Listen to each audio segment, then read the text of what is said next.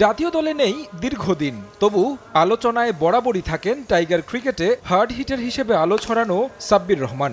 Of ফর্মের কারণে বাদ পড়েছেন, এরপর ক্যারিয়ারে পার করেছেন কঠিন সময়। গেল আসরে দল পাননি বিপিএলে, তবে আবারও রাজধানীর ফ্র্যাঞ্চাইজি ঢাকা ক্যাপিটালস দিয়ে প্রত্যাবর্তন করছেন ঘরোয়া ক্রিকেটের মর্যাদাপূর্ণ আসরে।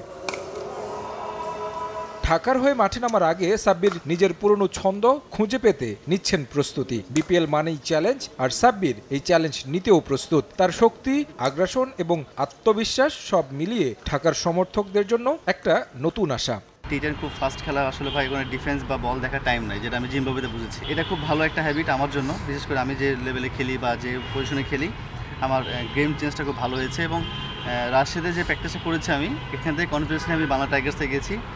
এটাই ইউটিলাইজ করেছি, চেষ্টা করেছি এখান থেকে কীভাবে রান করা যায়, কীভাবে আমার স্ট্রাইকটা বাড়ানো যায়, আর টিম হিসেবে খেলা যায়। যেহেতু একটা ভালো টুর্নামেন্ট গেছে আমার, যতটুকু খেলি না কেন আমার কাছে মনে আমি কনফিডেন্টটা ফিরে পেয়েছি।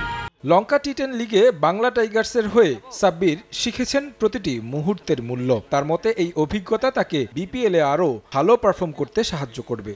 টিম অনুযায়ী আমরা আলহামদুলিল্লাহ এখন পর্যন্ত ভালো আছি। লোকালও ভালো কালেকশন এবং বিদেশি ভালো কালেকশন যারা এখন পর্যন্ত খেলছে, এবং ইনপুট ভালো তাদের বিদেশি হয়ে। লোকাল যারা আছে তারা চেষ্টা করবো আমরা বিদেশি সাপোর্ট না নেওয়ার জন্য, এবং আমার যে রোলটা, আমাকে যদি টিম যে রোল দিবে, হেড কোচ যে রোল দিবে, সেটা চেষ্টা করবো পালন করার জন্য। সাকিব ভাইয়ের সাথে আমার একবারই দেখা হয়েছে, একটা শ্যুট ছিল আমার ঢাকার হয়ে, মাঝখানে অনেক কথা হয়েছে। উনিও টিম নিয়ে খুব আশাবাদী। ম্যানেজমেন্ট তো ভালো ভাই, আসলে এর আগেও খেলেছে ঢাকা টিমে।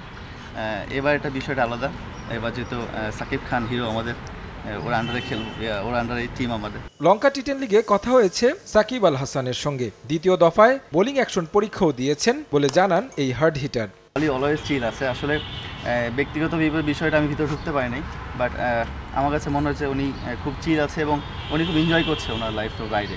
তেমন কোনো গল্প না, এই ভাইয়া কেমন আছেন, কী খবর, নেক্সট কোথায় যাচ্ছেন খেলতে, কেমন আছেন, ছোটো ভাই আসছি বা বড়ো ভাই, একটা কী বলবো না বলবো, বাট আমরা সবসময়, আমি মোস্তাদের সব চেষ্টা করছি যে ওনাকে একটু সব কিছু খবর দেশের কী অবস্থা হচ্ছে বা কেমন আছেন, কেমন যাচ্ছে খেলাধুলা, এগুলো নিয়ে বেশি কথা হয়েছে।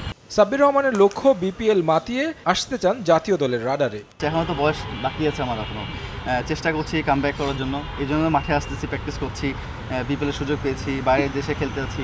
তো আশা তো সবাই করে এবং আমার ফ্যামিলিও আশা করে, আমিও আশা করি। তো আসলে আশাটা কীভাবে হবে সেটা ভালো খেলার পরে। তারেক হাসান শিমুল, সময় সংবাদ, ঢাকা।